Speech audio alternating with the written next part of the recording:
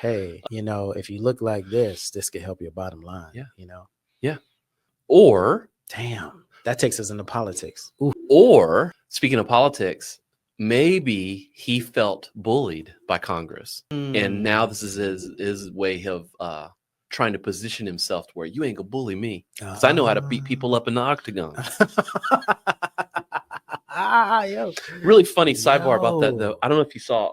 I got it now. I want to turn it on you now, but go ahead. I'll edit this. I'm going to edit some video stuff. We're going to try that. But there's a really funny scene of him. He's like Dana White's friend now, the guy who runs UFC. Yeah. And there's a scene of him on I forget what fighter he was with. Anyway, Zuck is on at the when the UFC fighters come in, they walk up to the octagon and they take all their stuff off, right? Mm-hmm. So they'll take their shirt off and they'll make sure their fingernails and check for whatever. And he's standing there and he's supposed to be helping, but he's like this, and they're just handing stuff right past him, and then they all high five and he turns to high five and the guy just turns around and walks away and he's just like, I don't know what to do. I haven't seen this. It. It was just so performative. Yeah. The fact that he was there and that the real warriors were like, bro, you don't belong here. Yeah. That's what I wanted to ask you. It was like, how is this being absorbed by the actual warrior community? I know that you've been in the martial arts for several years. I know you have an extensive community in the Southeast. I know for sure. How is the community responding to this energy that is obviously so performative? What's the response? If you ask them on a show like this, they'll say, yeah, good for him. He's learning. But if we talk about it behind the scenes, it's a joke. Because we watch his video of him training and we're like, this is exactly why I want to ask you that. No.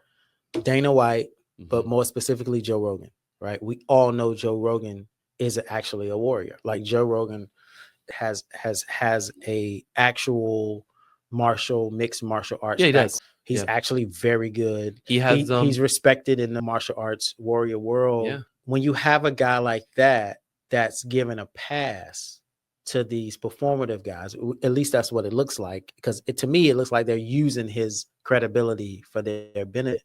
How is that perceived in the community? It's starting to be noticed. Man, you're like, did you sure you didn't read this? No, I didn't. I literally have a chapter called The Joe Rogan Effect.